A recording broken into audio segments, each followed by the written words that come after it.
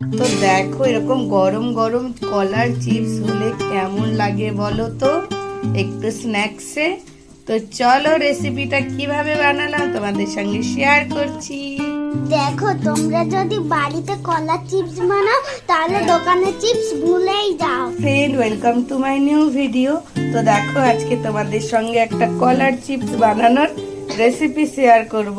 এই জন্য দেখো কলাগুলো ছাড়িয়ে নিয়েছি আগে, এই যেখানে ছাড়ানো হচ্ছে কলাগুলো ছাড়িয়ে নিয়ে তারপরে পাতলা পাতলা করে কেটে নেব।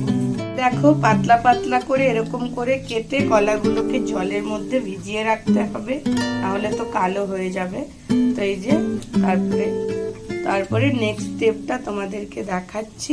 কলাগুলো আগে কাটা হয়ে যাক। এখন একটু হলুদ দিয়ে দিলাম, এখন দিচ্ছি একটু ধনে গুঁড়ো, এখন দিচ্ছি একটু ভেজ মশলা। আর ভালো করে মশলার সঙ্গে কলাগুলোকে মাখিয়ে নিতে হবে, খুব ভালো করে ম্যারিনেট করে নিচ্ছি মশলার সঙ্গে। দেখো এখন দিয়ে দিচ্ছি একটু করে সামান্য মশলা, আদা লঙ্কা জিরে পেস্ট, একটু করে লঙ্কার গুঁড়ো কালারের জন্য করে একদম ম্যারিনেট করে কিছুক্ষণ রেস্টে রেখে দিতে হবে। দেখো মশলা দিয়ে কলাগুলোকে ভালো করে মাখিয়ে রেখে দিচ্ছি। তো এখন কড়াইতে তেল গরম করে একটা একটা দিয়ে সব কলাগুলোকে ফ্রাই করে নিচ্ছি চিপসের মতো করে। মশলা বানানা চিপস।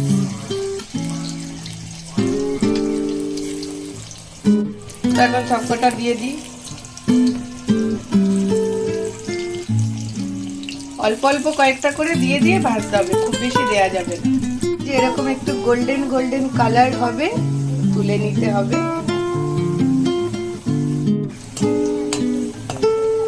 তো চলো সবকটা ফ্রাই করে নিই, তারপরে দেখাচ্ছি। এখানে কতগুলো ভাজা হয়ে গেছে, দেখেছো? এই দেখো ক্রিস্পি হয়েছে, একদম ক্রিস্পি।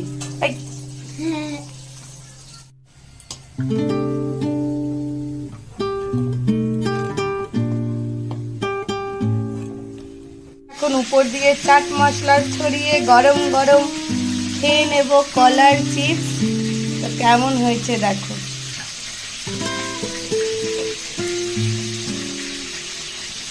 দেখো উপর দিয়ে ধনে পাতা সস দিয়ে একটু লেবু দিয়ে সুন্দর করে গরম গরম সার্ভ করছি। কেমন হয়েছে জানিও। তো বলো কেমন হয়েছে খেয়ে তোমরা।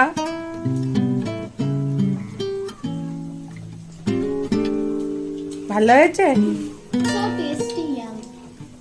আর রেসিপিটা কার সেটা শুনে নাও। এই যে হ্যাঁ, রেসিপিটা কিন্তু মিঠি দিদি, রেসিপিটা মিঠি দিদি বানিয়েছে।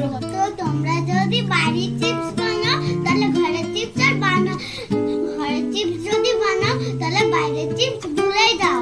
এত টেস্টি হয়েছে তাই না? টাটা, পরের ব্লগে আবার দেখা হবে। হ্যাঁ, তারপরে যদি মিঠি দিদিকে ভালোবাসো তাহলে একটা লাইক করে দিও, যদি মাকে ভালোবাসো তাহলে একটা কমেন্ট করে দিও। চলো টাটা, বাই বাই।